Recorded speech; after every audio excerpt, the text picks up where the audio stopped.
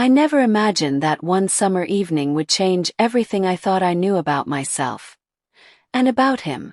My name's Marlene, and I've been married for almost 4 years to Alex, a man who's been loyal, steady, and good. Not perfect but safe. We live in a small town where things don't change much, and secrets don't stay buried long. So what happened that evening? Well, I've never told anyone. Till now. It all started when Alex's father, Mr. Warren Callahan, came to stay with us for a few weeks after a knee surgery. A tall man in his late 50s. He had a firm way about him.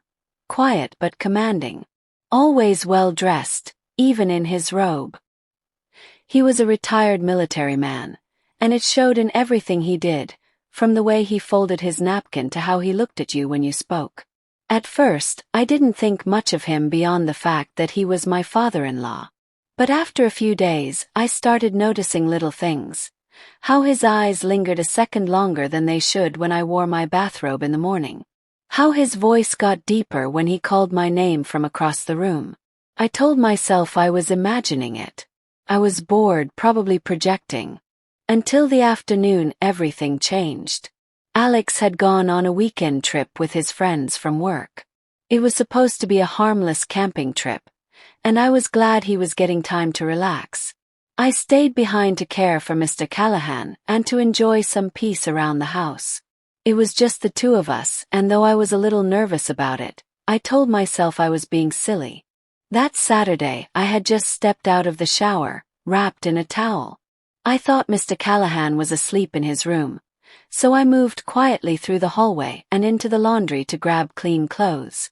As I bent down to pull out a shirt from the basket, I heard his voice behind me.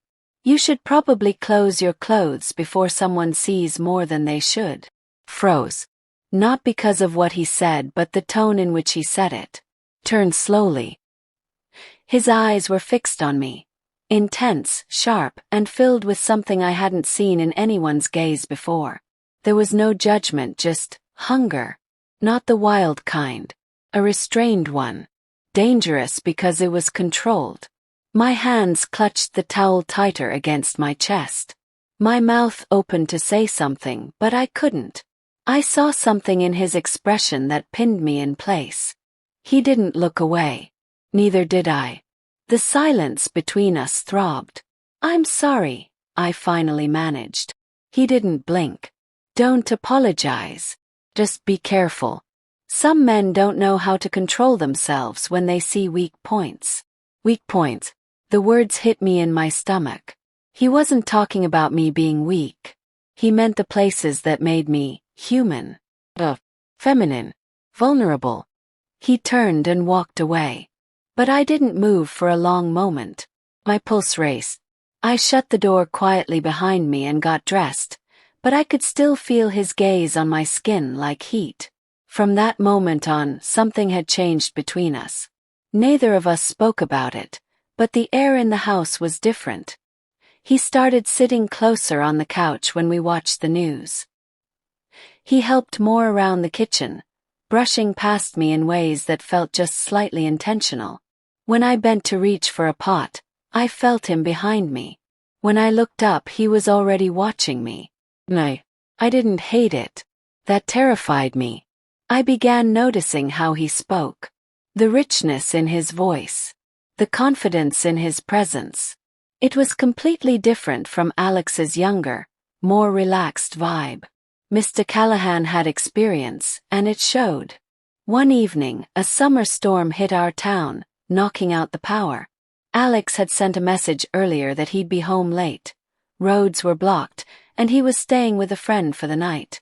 I lit candles in the living room while thunder rolled outside. Mr. Callahan came out from his room, wearing a dark gray sweater and slacks. He poured 2 glasses of wine and handed me one without saying a word. We sat on the couch, inches apart. The only sound was the crackle of rain and the occasional thunder in the distance. My nightgown clung slightly to my skin from the heat. I caught him glancing at me. I didn't pretend not to notice anymore. "You always wear that perfume?" he asked softly. I nodded, feeling my heartbeat in my throat. He leaned slightly closer. "It lingers." The way he said it sent a shiver down my spine. I sipped my wine, trying to calm the whirlwind inside me. "I'm sorry if I've made you uncomfortable," he said suddenly, his voice lower now. I tried to be respectful. I turned to him, meeting his eyes. "You haven't. I just..." He waited. "I don't know what this is," I said, my voice barely above a whisper. He held my gaze. "I do." There was no movement, no touch. Just truth. A tension that pulled so tight between us it could snap any second. His hand didn't reach for mine, but it rested on the couch between us. Open. Inviting. Not forcing. Just there. I looked at it for a long second, and then the power came back on. The room flooded with light. We both blinked and pulled back slightly. The spell broke, but the memory of it stayed. That night, I lay in bed wide awake.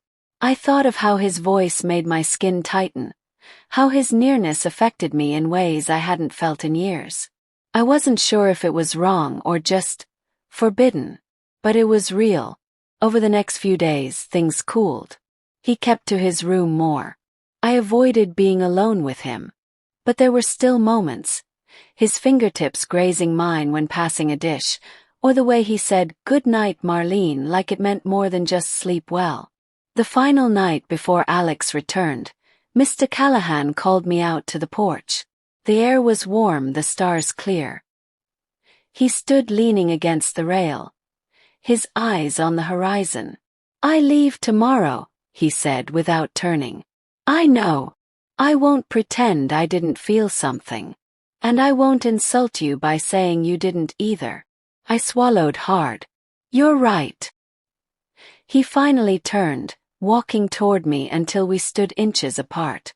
Some things we want aren't meant to be touched. But it doesn't mean they weren't beautiful just being felt. His words wrapped around me like velvet. He reached out and touched my cheek, not in a lustful way but gently, reverently. Then he stepped back. And just like that it was over. Alex came home. Life returned to normal. Or at least it looked like it did. But inside me something had awakened. A part of me I thought had gone numb. A fire that burned quietly, privately, only for me. And sometimes when I stand by the window at night, I remember those few days. The storm. The silence. His eyes. His voice. And the moment I froze. Not from fear, but because something deep inside me had been touched. Something I'll never forget. Something that changed me. Forever.